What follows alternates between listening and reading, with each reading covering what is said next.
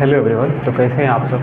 आज हम लोग एक्सरसाइज 8.2 के क्वेश्चन नंबर 1 के पार्ट 4 को करने वाले हैं। और हम लोगों ने प्रीवियस लेक्चर्स में क्वेश्चन नंबर 1 के पार्ट 1, 2 और 3 को भी कर चुका है। ठीक है, अगर वीडियो पर नए हैं तो ज़रूर उन तीनों क्वेश्चन को जाके देखें, और चैनल पर नए हैं तो ज़रूर चैनल को सब्सक्राइब करें, लाइक करें, कमेंट करें, अपने दोस्तों से शेयर करें। ठीक है, तो चलिए क्वेश्चन नंबर 1 के 4th पार्ट को देखते हैं।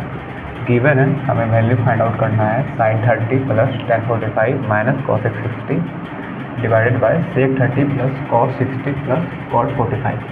तो हम लोगों ने ट्रिग्नोमेट्रिक रेशियोज़ के कुछ वैल्यूज़ को देखा था, जिसे मैंने आप लोगों को बोला था याद करने में। ठीक है, तो उसी से ये क्वेश्चन बनने वाला है। तो चलिए बनाते हैं। सबसे पहली बात, sin 30 कितना होता है। आप लोगों को मैंने बताया था कि sin 30 होता है हमारा, sin 30 का वैल्यू होता है 1/2।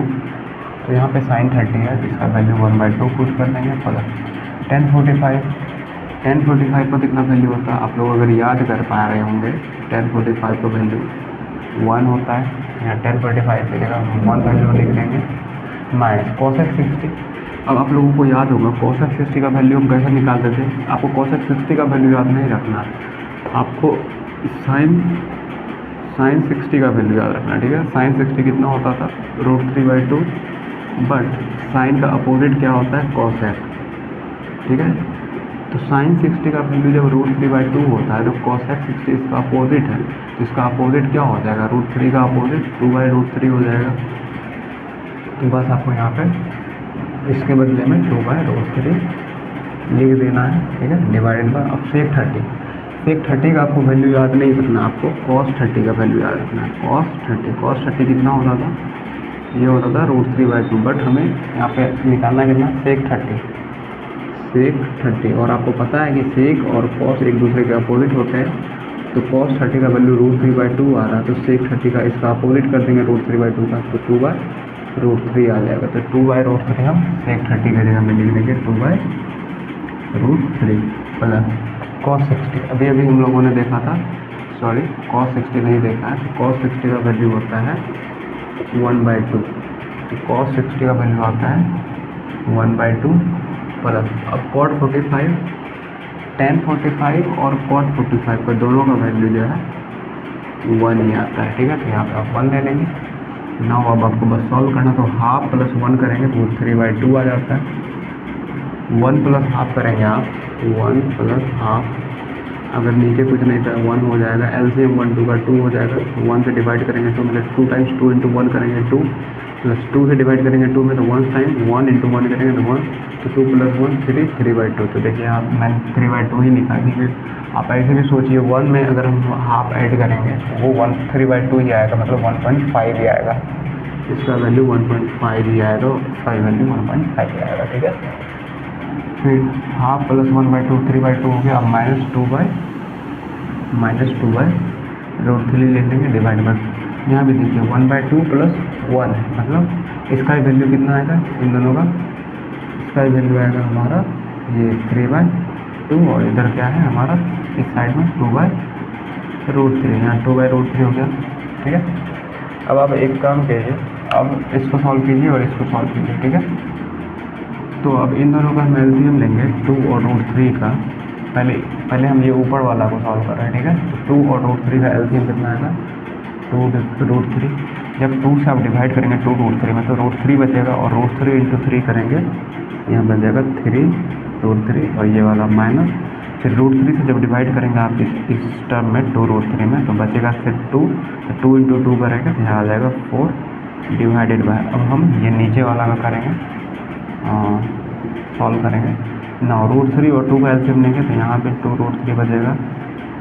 सॉरी, इसको थोड़ा नीचे में लिखना पड़ेगा, 2√3 ना, √3 से जब डिवाइड करेंगे √3 में तो बचेगा 2 इंटू 2 करेंगे, यहाँ बच जाएगा 4, फिर यहाँ वाला प्लस 2 से जब डिवाइड करेंगे इसमें तो यहाँ बच जाएगा √3 इंटू 3 आ जाएगा यहाँ पे 3√3। ठीक है, यहाँ पे लिखता हूँ 3√3 minus 4 divided by 2√3 divided by, अब यहाँ पे क्या है 4 प्लस 3√3 डिवाइडेड बाय 2√3। अब देखिए यहाँ पे 2√3 है, यहाँ पे 2√3 है, ये दोनों क्या होगा, कैंसिल आउट हो जाएगा, क्योंकि दोनों नीचे में। अगर आपको यहाँ पे समझ में नहीं आ रहा होगा मैं यहाँ से आपको फिर से बता देता हूँ। देखिए हम लोगों ने क्या किया ना, ये वाला जो आप देख रहे हैं, ये एक टाइप से हो गया क्या ना, ये टोटल टर्म में हम डिवाइड कर रहे हैं इन टोटल से, ठीक है। तो ऊपर में मेरा 3√3 है, -4 है, डिवाइडेड बाय ये वाला 2√3। अब ये इसका मतलब होता है डिवीज़न, तो नीचे में टोटल कितना है, 4 प्लस 3√3 डिवाइडेड बाय 2√3। अब आप लोगों को पता होगा जब इस डिवीज़न को मल्टीप्लिकेशन में करेंगे तो ये नीचे वाला ऊपर चले जाएगा, ऊपर वाला नीचे आ जाएगा। तो बस हमने वही किया था। देखिए यहाँ पर 2√3 सेम एज इट इज। इस डिवीज़न को मल्टीप्लिकेशन में कन्वर्ट करेंगे तो ये जो नीचे में है मतलब डिनोमिनेटर में 2√3 ऊपर चला जाएगा और नोमिनेटर में जो 4 प्लस 3√3 है वो नीचे आ जाएगा। तो देखिए यहाँ पे 2√3, यहाँ पे 2√3, तो ये दोनों कैंसिल आउट हो जाएगा। ऊपर में ये नीचे में कैंसिल आउट। ऊपर में बच गया कितना, 3√3 -4 और नीचे में बच गया 4 प्लस 3√3। अगर आप चाहें तो इसे ऐसे भी लिख सकते हैं, 3√3 -4, ये दोनों तो प्लस में ही है, +4 प्लस 3√3, तो √3 को आप इधर ही लिख दीजिए 3√3 और इस 4 को आप इधर लिख दीजिए। इससे क्या होगा ना, अभी हम लोग क्या करेंगे ना, नीचे में देखिए रूट वाला टर्म है तो हम उसका क्या करेंगे ना, रैशनलाइजेशन कर देंगे डिनोमिनेटर का, ठीक है। आप लिख लेंगे ये स्टेप के बाद आप यहाँ पे लिख लेंगे rationalisation the term in denominator. उसके बाद आप ये वाला टर्म लिखेंगे, ठीक है। मैं अब रैशनलाइजेशन करने जा रहा हूँ डिनोमिनेटर का, तो इसके लिए मैंने आप लोगों को सिखाया था कि नीचे में जो टर्म है वही टर्म से ऊपर नीचे हम क्या करते हैं ना, ऊपर भी वही लिखते हैं, नीचे भी वही लिखते हैं, बस यहाँ पे जो साइन है वो अपोजिट साइन हम यूज करते हैं, ठीक है। क्यों करते हैं अभी आपको पता चल जाएगा। तो देखिए यहाँ पे कितना, तो 3√3, यहाँ 4, तो यहाँ 3√3, यहाँ 4, लेकिन यहाँ पे प्लस साइन है, यहाँ भी माइनस लेंगे, यहाँ भी माइनस लेंगे, ठीक है। वो इसलिए ले रहे हैं क्योंकि देखिए जब ये क्योंकि हमें नीचे वाला का क्या करना है, रैशनलाइजेशन करना है। तो आप जब यहाँ पे देखेंगे 3√3 + 4 है यहाँ पे 3√3 - 4 है, मतलब अगर आप इसको a का एज्यूम करें, इसको b, तो a + b × a - b हो जाएगा। तो वो क्या हो जाएगा, a² - b²। जब a² करेंगे तो ये वाला क्या बोलते हैं ना, रूट कैंसिल मतलब हट जाएगा। इसका मतलब क्या हुआ, ये रैशनलाइजेशन हो गया नीचे डिनोमिनेटर का, रूट से फ्री हो गया टर्म्स, ठीक है। इसलिए हम करते हैं। और यहाँ पे आप ऊपर देख पा रहे हैं, यहाँ 3√3 - 4 है और यहाँ 3√3 - 4 है। इसका मतलब 3√3 - 4 का होल स्क्वायर हो गया, ठीक है। बस वही करते हैं। ऊपर में क्या हो गया ना, 3√3 - 4 का होल स्क्वायर हो गया, क्योंकि ये 2 टाइम्स लिखा हुआ सेम चीज़, ऊपर में दोनों सेम लिखा हुआ मतलब उसका स्क्वायर हो गया। और नीचे में क्या हो जाएगा, a + b × a - b, तो a² - b² कर लेंगे। जब हम a² करेंगे मतलब 3√3 का स्क्वायर करेंगे, a² मतलब क्या हुआ, a की जगह में है 3√3, तो जब इसका स्क्वायर करेंगे कितना हो जाएगा, मतलब 3√3 × 3√3, यही हुआ ना मीनिंग स्क्वायर का मतलब। ये टर्म 2 टाइम लिखा हुआ है, 2 टाइम, तो एक बार ऐसे लिख दिए, फिर एक बार ऐसे लिख दिए। तो 3 × 3 करेंगे तो 9 हो जाएगा। फिर ये √3 × √3 करेंगे, वो रूट कैंसिल हो जाएगा, तो यहाँ पर जाएगा 3, यहाँ आ जाएगा 27, यहाँ आ जाएगा 27। फिर -b², b के जगह 4 है तो b² मतलब 60। नाउ हम क्या करते हैं ना, ये जो √3 - 4 का होल स्क्वायर उसे हम क्या करते हैं ना, इसे हम वही सॉल्व करते हैं बस फॉर्मूला पे पुट आउट करके।